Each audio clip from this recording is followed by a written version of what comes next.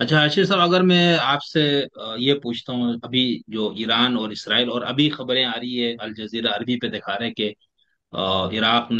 Iran ने जो है इराक और कतर के अमेरिकी अड्डों पर हमले शुरू कर दिए हैं। तो ये ऐसा लग रहा है जैसे आग जो है वो मजीद भड़क रही है। तो उसमें अगर जैसे हम पिछली तारीख को छोड़ देते हैं, अभी लम्हे मौजूद में आते हैं, तो ईरान और इसराइल में लड़ाई की बुनियादी तरीन वजह गजा या फलस्तीन का कजिया है, या मशरिकी वस्ता में बदमाश कौन बनेगा, या वहां पर रूल कौन करेगा, या वहां पर किसकी ज्यादा हैसियत होगी, इसकी लड़ाई है, या वाकई में जो ईरान एटमी जो बना रहा था एटम बम वगैरह उसको खत्म करना मकसूद है। आपके ख्याल में क्या है हाशिर साहब?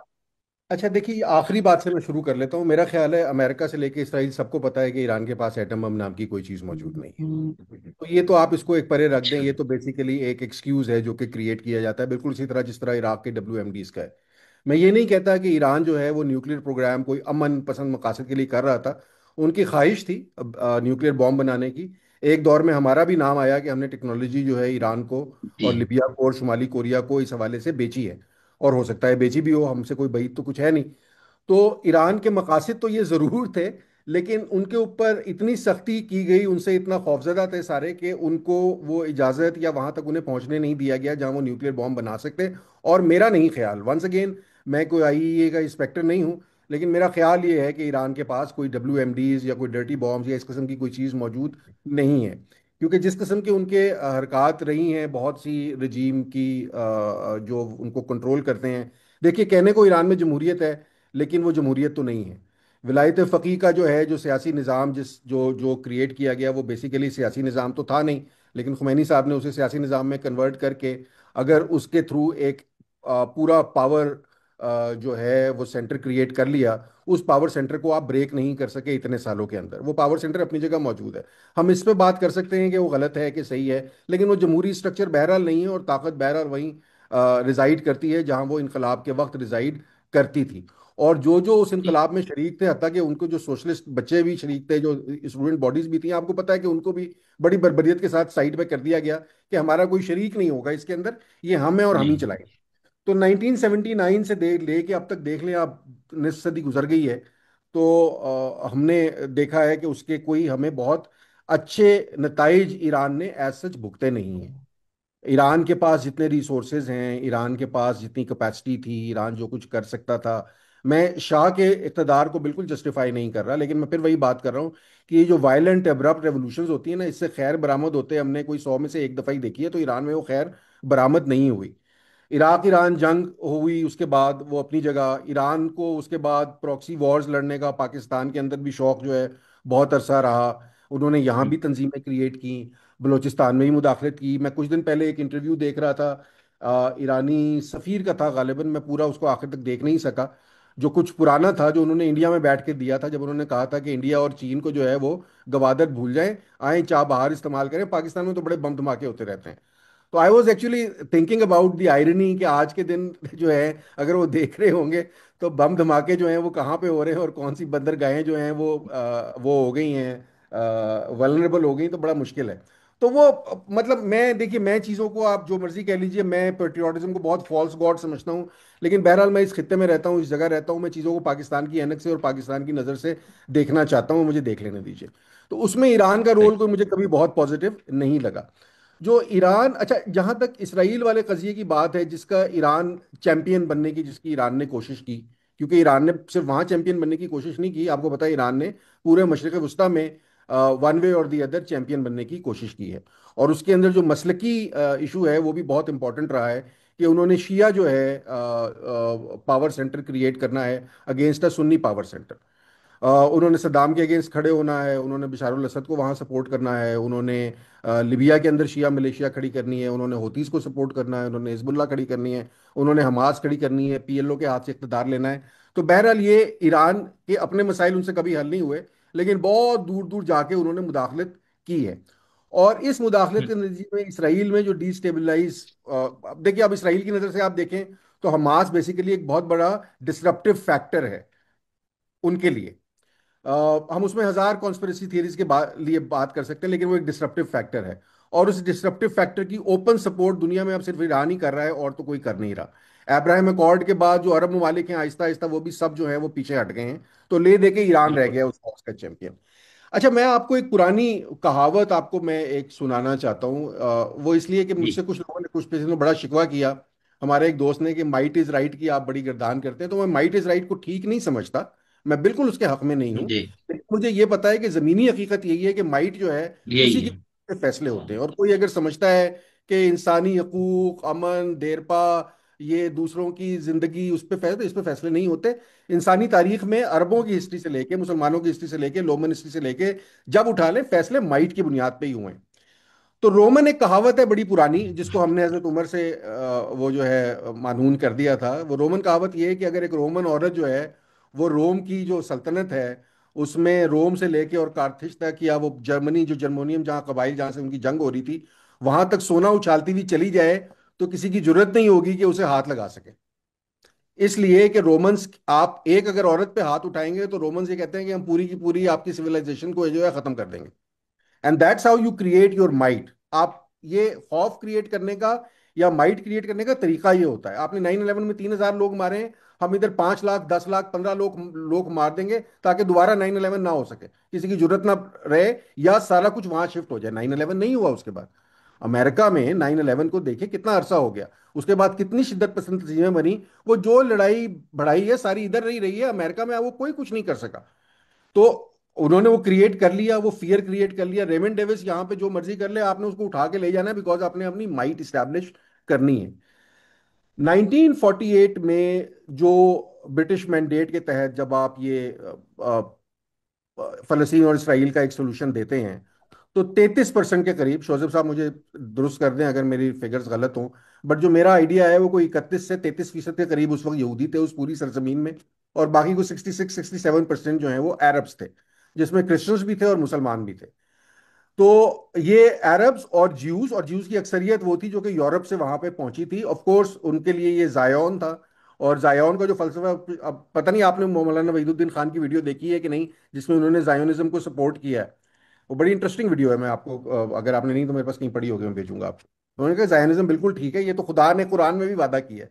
अच्छा, मैं कुरान या बाइबल को माइथॉस के तौर पे देखता हूँ, तो मेरे लिए तो मैं उन वादों की तरफ नहीं जाता कि इस किस्म के वादे जो हैं उसकी बुनियाद पे आप हुकूमत बना लेंगे और ये कर लेंगे। बट आप कहीं ना कोई फिलोसफी बनाते हैं जिसके ऊपर आप खड़े होते हैं। 1948 में 52% लैंड आपने दे दी इसराइलीज को या ज्यूज को, और आपने 48% दे दी लैंड अरब्स को। अच्छा, उस वक्त तक ये अरब एंड सेटलर्स के दरमियान मसला था। It was not a Muslim and ज्यू इशू। ये बड़ी इंपॉर्टेंट चीज है जो हम हमें एक्चुअली कोई बहुत है। बताता है।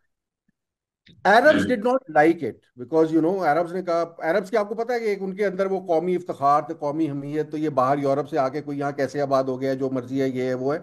हालांकि मजे की बात यह है कि फलस्तीन नाम का मुल्क उससे पहले भी कभी मौजूद नहीं था। एक उस्मानी ऐसे। सल्तनत की एडमिनिस्ट्रेशन थी, उसके बाद ब्रिटिश की एडमिनिस्ट्रेशन थी, तब अरबों को तकलीफ नहीं हुई क्योंकि अरब्स को वो बाकी जगह भी सब रूल वही वही कर रहे थे। ब्रिटिश जब वहां से निकले तो वो बाकी जगह से भी निकल गए। उसके बाद जब उनसे ये बर्दाश्त नहीं हुआ तो उसके बाद देखिए उन्होंने जंगें जितनी भी हैं, जो 16 जंगें हैं, उसमें जो इनिशियल आप 48 की जंग ले लें, यौम कपूर की जंग ले लें, सिस्टम, ये सब जंगें अरबों ने इनिशिएट की हैं। इसराइल ने कोई जी। इनिशिएट। उसके अंदर जो यूरोप और अमेरिका का रोल रहा ना, वो वही वो किसी हद तक वो भी वाइट मैन्स बर्डन ही था या गिल्ट ट्रिप था उनका, कि हमने इन्हें कोई 100 साल घेटोज में रखा है ज्यूज को। हमने इस हद तक इस पहुंचा दिया इसको कि नाजीइज्म को फरोग मिला, यहाँ पे 50-60 लाख ज्यूज जो हैं वो मारे गए। तो इनको अब हमने ही बचाना है। It was a guilt trip और वाइट मैन्स बर्डन वाली की एक्सटेंशन आप उसे कह लें, जिस मर्जी फिलोसफी के तहत they came to Israel support. But and Israel defended every inch.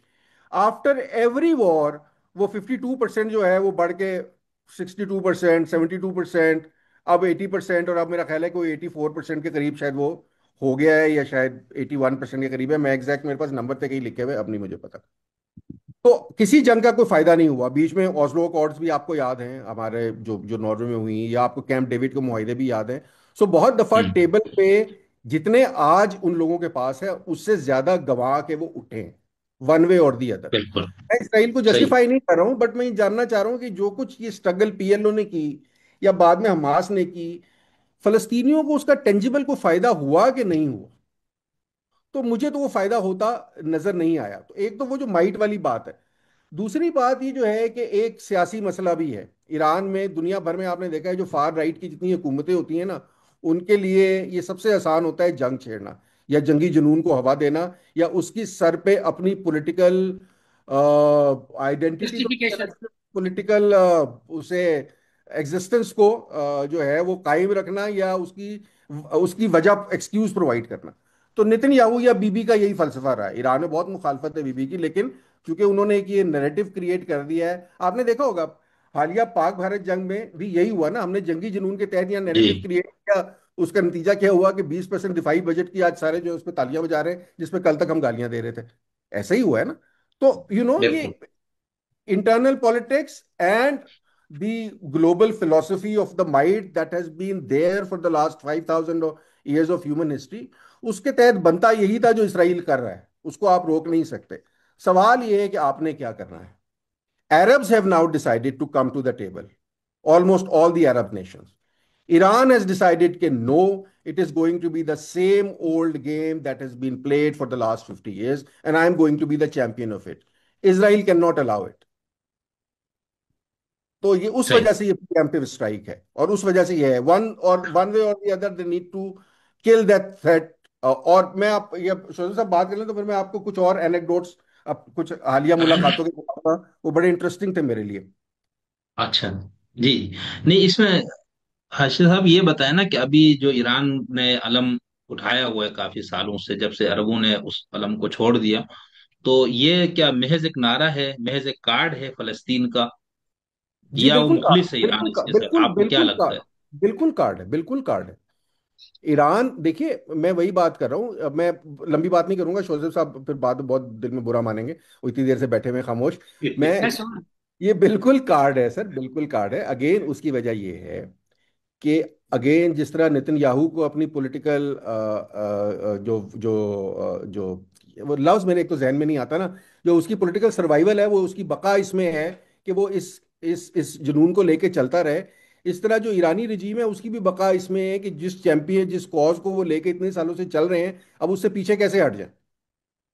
Hezbollah खत्म हो गई, उनका आपको पता ही है, मतलब एक रातों जी रात उन्होंने उनको उनको खत्म कर डाला।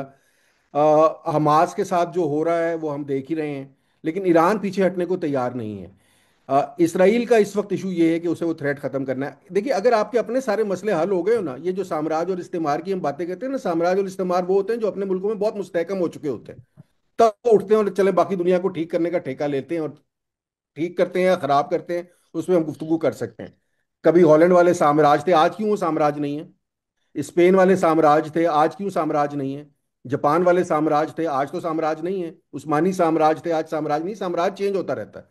तो साम्राज्य हमेशा से अमेरिका नहीं है। ये अमेरिका भी ब्रिटिश कॉलोनी रहा है सर। 1775 तक अमेरिका के लिए बर्तानिया साम्राज्य था।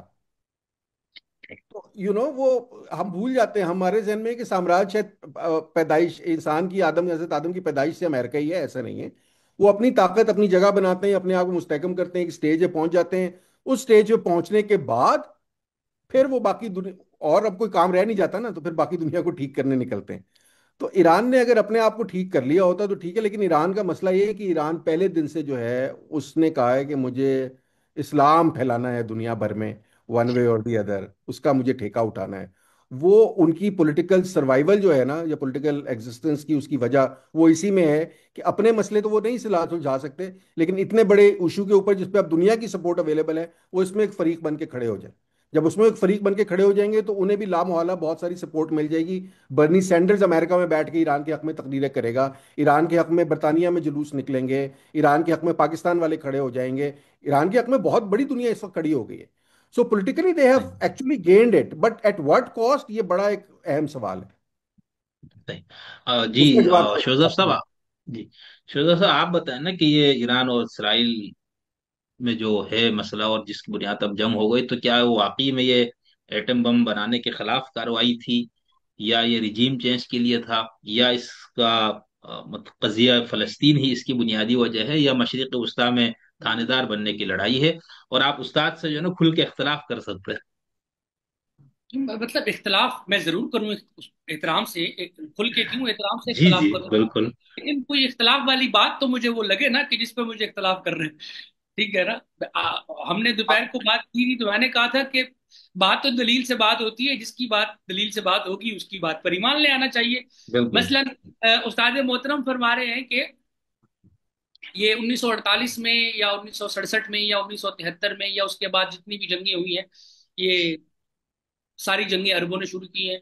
उसमें मुझे इख्तलाफ इतना ही है कि 13 मई तक अल नकबा की जो जो अल नकबा या ग्रेट कैटेस्ट्रॉफी है, जिस तरह वो 7 फलस्तीनी शहरों से 7.5 लाख फलस्तीनी अरबों को बेदखल किया गया और फिर इसराइली रियासत के क्याम का ऐलान किया गया, वो बहरहाल अरब उस सारे कजिए में मजलूम थे, वो मारे गए और उन्हें बजोरे बाजी उनके घरों से निकाला गया। तिले अवीव, याफा जो है, जहां नेतन्याहू का घर है, वो भी नेतन्याहू का घर भी किसी के कब्जे का घर है। वो एक मसीही खानदान था, फलस्तीनी डॉक्टर, वो अभी अमेरिका में रहते हैं, उनके घर में ये लोग रहते हैं। या 1967 की जो लड़ाई थी वो भी इसी तरह प्रीएमिटिव, या क्या कहते हैं उसे, वो पेशगी हमला, और उस हमला करके इसराइल की फजाइया ने मिस्र और उर्दन और शाम की फजाइया को तबाह किया। उर्दन से मगरबी किनारा छीना, और मिस्र से गजा छीना, और शाम से गुलान की पहाड़ियां छीनी, और फिर सराय सीना छीना। तो इसमें इख्तलाफ हो सकता है वो भी डिटेल में, कि किसने जंग कहाँ से शुरू की, किसने जंग में कहाँ से वो मतलब ये किया। लेकिन जहां तक ये बात है कि ये तनाजा कैसे शुरू हुआ है अरबों और सेटलर्स जूस का, जो जो यूरोप से आए हैं, तो 1891 से पहले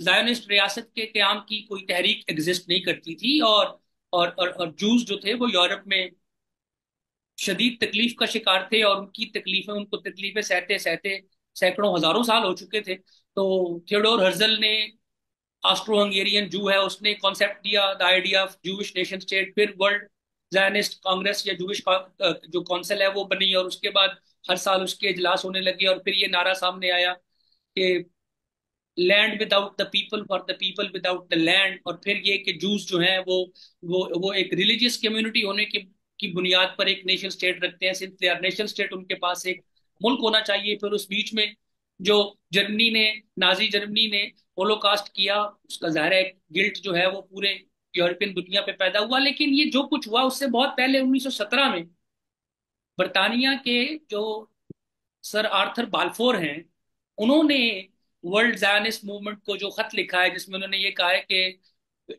मेजेस्टी ब्रिटिश क्राउन गवर्नमेंट जो है वो फलस्तीन में यहूदियों के कौमी घर की तकमील के लिए उनकी मुकम्मल हिमायत करेगी और उनका साथ देगी। जाहिर है ये एक एक क्लासिकल केस है सेटलर कॉलोनियलिज्म का, जिस तरह हमें साउथ अफ्रीका में नजर आता है, जिस तरह हमें साबका रोडेशिया या मौजूदा जिम्बाब्वे में नजर आता है, या जिस तरह कीनिया में नजर आता है।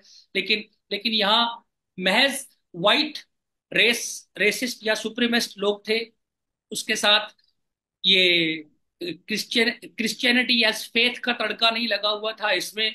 जो है वो जूस या जैनिज्म, स्पेशली जूस के अंदर जैनिस्ट जो एक आइडिया है, उसका एक मजहबी तड़का था। और फिर इवेंजेलिकल क्रिश्चियंस की सपोर्ट थी। फिर वो बाइबल का वो जुमला के God bless those who bless Israel. तो ये जैसे भी टेड क्रूज ने कल परसों भी गालिबन किसी मशहूर अमेरिकी यूट्यूबर से बात करते हुए कहा है कि मैं इसलिए इसराइल की सपोर्ट करता हूँ, बाइबल में लिखा हुआ है।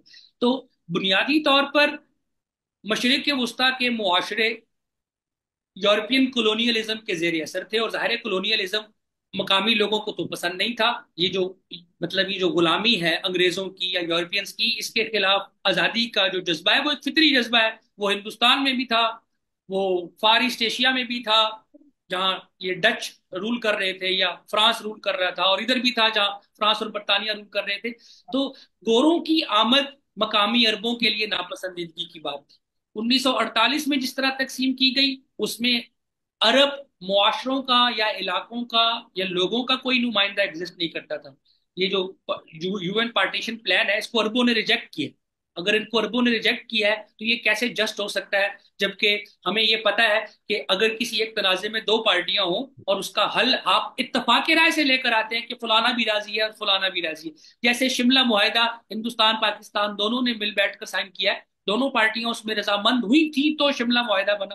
तो 1948 का यूएन पीस प्लान ये कि रियासत और लैंड जो है वो जूस को मिलेगा, और फलस्तीनियन जो है वो नए सिरे से एक रियासत जो है वो उसका कायम करेंगे और उसको शुरू करेंगे, और ये उनका इलाका है जिसको उन्होंने नहीं माना, और उन्होंने उस पर लड़ाई की है और उन्होंने मार खाई है। और इराक की फौजें भी आई हैं, शाम की फौजें भी आई हैं, उर्दन की फौजें भी आई हैं, और मिस्र की फौज भी आई है। सारे 48 में पहले हारे हैं, फिर 67 में हारे हैं, फिर 73 में भी तकरीबन हारे ही हैं, और फिर उसके बाद 81 82 में लबनान फतह हुआ है, और सन 2000 तक लबनान मफ्तूहा रहा है।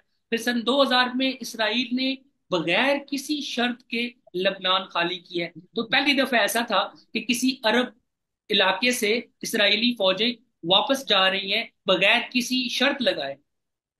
मतलब सराय सीना खाली करने की शर्त यह थी कि इसराइल को तस्लीम किया जाए, लेकिन जनूबी लबनान खाली करने की कोई शर्त हिजबुल्लाह ने या लबनानी रियासत ने नहीं मानी, और उन्होंने अनकंडीशनल वहां से इनखला किया। फिर उसके बाद 2006 में हमें, यानी आज तक की जो मेरी अंडरस्टैंडिंग है कि इसराइल ने हमेशा टेटरनेस मेंटेन की है अपनी, और जंग शुरू करने का इख्तियार इसराइल ने हमेशा अपने पास रखा है। और जब भी किसी मुखालिफ मुतहारिब गिरोह ने इसराइल से ये चॉइस छीनने की कोशिश की है, तो उसने ऐसा रिटेलिएट किया है, ऐसा रिटेलिएट किया है कि फिर वापस दोबारा सूरत हाल वहीं तक आ जाए। लेकिन 2006 में जंग हिजबुल्लाह ने शुरू की थी, उससे पिछले महीने हसन नसरुल्लाह का खिताब था कि आप देखेंगे इस साल के आखिर में अमाद मुगन्निया यहाँ बैठा हुआ होगा।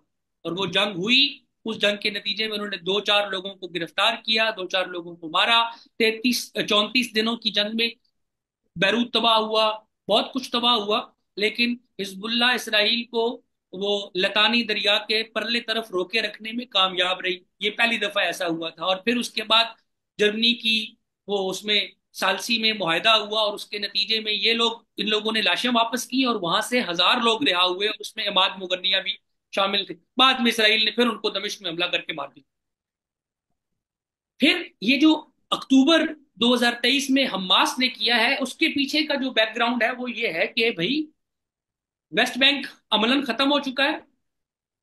2022-23 में जो तकरीरें नेतन्याहू ने यूनाइटेड नेशंस में की हैं, उसमें उसने नक्शा दिखाया है। उसने कहा ये ब्लेस्ड मिडल ईस्ट है और ये ईवल मिडल ईस्ट है। तो ईवल मिडल ईस्ट में ईरान है, यमन है, शाम है, और ब्लेस्ड मिडल ईस्ट में सऊदी अरब है, यूएई है, बहरीन है, कतर है, कुवैत है, और फलस्तीन है। और फलस्तीन में ना गजा है कहीं, ना मगरबी किनारा है कहीं।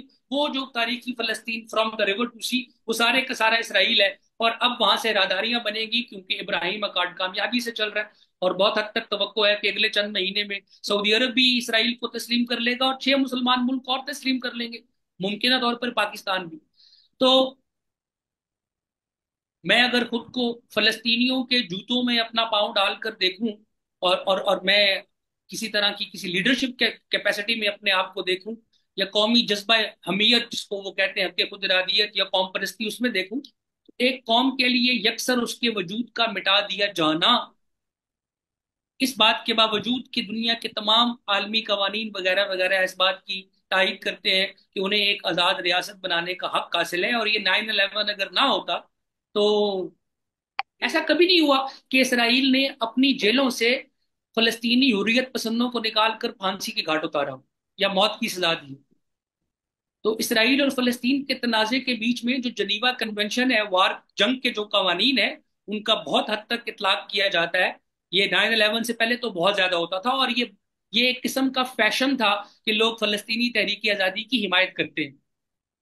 और लेफ्ट के लोगों में ये, मतलब यहाँ इस्लामाबाद में जितने लोगों के घर आना जाना है, जो पुराने लोग हैं, वो वो हाँ, वो वो तो जो सही, सब उसकी हिमायत हुई थी। हाँ, वो जो लिबरेशन फ्रंट है ना, फलस्तीनियन पॉपुलर फलस्तीनियन लिबरेशन फ्रंट, जिसमें लैला खालिद है, जिसमें जार्ज अब्बास है, जिसमें वो गफ्फान गफ्फान कानाफानी है, ये सारे लोग, इन लोगों को लोग पसंद करते हैं। और फलस्तीन की आजादी की तहरीक की हिमायत करना कोई मजहबी जज्बे से नहीं था। वो एक आलमी इंसानी रवादारी और कौमों की आजादी और बराबरी का हक और मगरबी इस्तेमार के खिलाफ जो जज्बा है लेफ्ट के लोगों का, ये वो था। तो जहां तक वो पीएलओ की स्ट्रगल है, वो जहाजों का अगवा है, वो जो कुछ भी है, वो सारा कुछ लिजिटिमेट कंसिडर हो रहा था जब तक 9/11 नहीं था। ईरान ने क्या किया है? ईरान ने इस्लामी इनकलाबी रियासत कायम करके अपने लोगों के लिए और अपने खित्ते के लोगों के लिए अपने वजूद की जो जस्टिफिकेशन घड़ी है, वो फलस्तीनी तहरीक आज़ादी की हिमायत है। यानी ईरान ने ऐलान किया कि दुनिया भर में, खुमैनी साहब ने ऐलान किया कि दुनिया भर के मुस्तज़ईफीन यानी मजलूमीन की हिमायत की जाएगी इस्लामी जमहूरिया ईरान की तरफ से। तो सारी दुनिया में मजलूम उनके नजदीक शिया है, और शिया भी वो जो विलायत फकीह के मानने वाले हैं खास तौर पर। और उसकी हिमायत उन्होंने असले के तौर पर भी की, तरबियत के तौर पर भी की, और पैसे के तौर पर भी की। आज भी पाकिस्तान के तमाम शिया मदारिस को दो शहरों से माहाना वजीफा मिलता है। एक आयतुल्ला सिस्तानी का नजफ से आता है, और एक अगर आवर मुअज्जम का कुम से आता है। तो पाकिस्तान के तमाम शिया तालिब इल्म हर महीने ईरान से आए हुए पैसे को अपने लिए जेब खर्च के तौर पर लेते हैं, इराक से आए हुए पैसे को अपने लिए जेब खर्च के तौर पर लेते हैं। 4 साल मैं मदरसे में पढ़ता रहा, तो मैं भी लेता था इशारी। तो पूरी दुनिया में ईरान ने पैसा दिया शियों को, और जिन लोगों को तरबियत दी जा सकती थी उनको तरबियत दी, जिन लोगों को लड़ाया जा सकता था लड़ाया। जाहिर है अपने लोगों को ये बताना था कि हम फलस्तीन की हिमायत कर रहे हैं, दुनिया भर के मजलूम शियों की हिमायत कर रहे हैं। लेकिन ताकत का अलमिया ये है कि power makes you corrupt and absolute power makes you absolutely corrupt. जो भी वो राबर मौजम की कुर्सी पर बैठे, या चीफ ऑफ आर्मी स्टाफ की कुर्सी पर बैठे, या अमेरिका का सदर बन जाए, वो जब भी कोई किसी रियासती निज़ाम और जब्त में सरबराह बन के बैठता है, तो रियासत के सीने में तो ना दिल होता है, और ना उसका कोई ऐसा अखलाकी जमीर होता है कि वो किसी कॉन्शियस की परवाह करे। वो हजारों लाखों लोगों को मारती है, फांसी पर चढ़ाती है, हाथ काटती है, वगैरह वगैरह। मसलन ईरान में सियासी निज़ाम से इख्तलाफ राय करने की सजा मौत है। मैं तो इसे किसी, मुझे एक एक एक वाक्य मुझे भी सुनाना है, फिर मैं सर से वाक्य सुनूंगा। मैं पांचवी छठी में पढ़ता हूँगा, और अखबार में खबर आई कि रोजों का महीना था। एक्सप्रेस अखबार उन दिनों हमारे घर आया करता था, सरगोदा। आखिर साहब, मैं अलामा मोहम्मद हुसैन नजफी साहब अहले तशरीह के मशहूर मुजतहिद, अभी 2023 में उनकी वफात हुई है, उन्हीं के घर पैदा पला बड़ा जवान हुआ। तो मैं अखबार पढ़ रहा हूँ कि एक शख्स ने रोजा नहीं रखा हुआ था हैरान में, और वो चौक में खड़े होकर गाड़ी में म्यूजिक चलाकर बर्गर खा रहा था। तो जो अखलाकी पुलिस का आदमी, उसने उसको गोली मार के कत्ल कर दिया। मैं वो फौरन खबर अखबार उठाया, और ऐसे ही मैं भागम भाग दूसरी मंजिल पर अलामा साहब का वो था लिखने पढ़ने का कमरा, आप उसमें बैठ के लिखते थे। तो मैं गया, मैंने कहा जी किबला ये देखिए ये क्या बात है, इस तरह एक आदमी रोजा न रखी तो उसको पुलिस गोली मार देती है।